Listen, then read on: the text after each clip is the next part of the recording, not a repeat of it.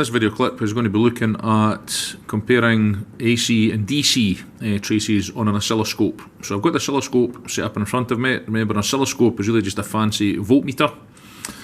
It's really the only way we can analyse AC traces properly. Now you can just see in front of you I've got the spring connections of a 6-volt battery. So if I connect these in, you can see how we've still got a straight line, but the line is no longer in the middle of the screen. It's actually moved up. Right, each of these wee squares you can probably just make out on the screen vertically is actually worth 2 volts, so it's actually moved up 3 squares.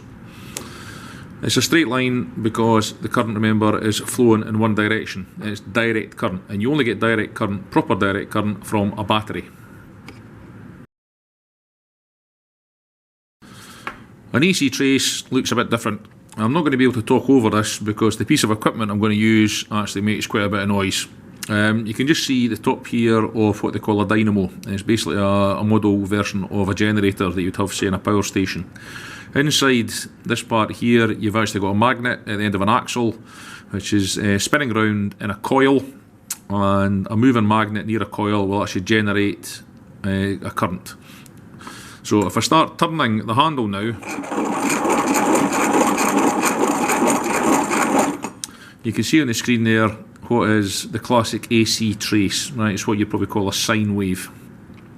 It's caused by the north-south poles of the magnet spinning round, and the constant change of direction of the magnet gives a constantly changing direction of current, and that's how you generate AC, alternating current.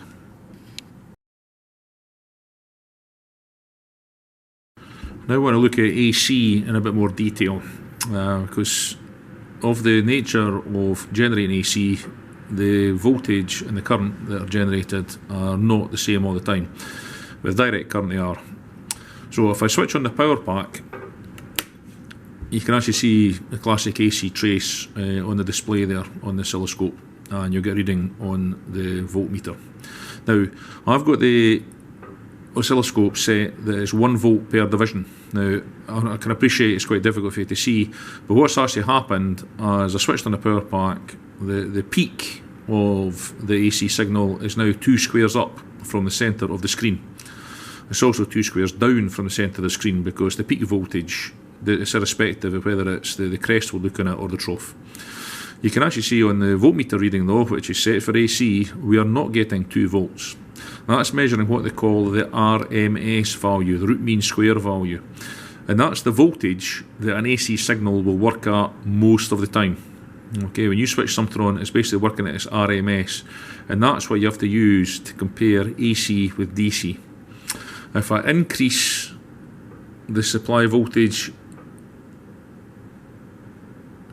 that's now 3 squares up. So it's 3 volts peak. But I'm only getting about 2.2 volts on the voltmeter reading. If I go up now again, that's about 4 volts peak. Again, I'm not getting 4 volts, so I'm just getting about 3.1 volts. Okay, and the relationship between the peak voltage that you're seeing here and the RMS voltage you're seeing here is actually the square root of 2. Right, VRMS is actually V peak divided by the square root of 2.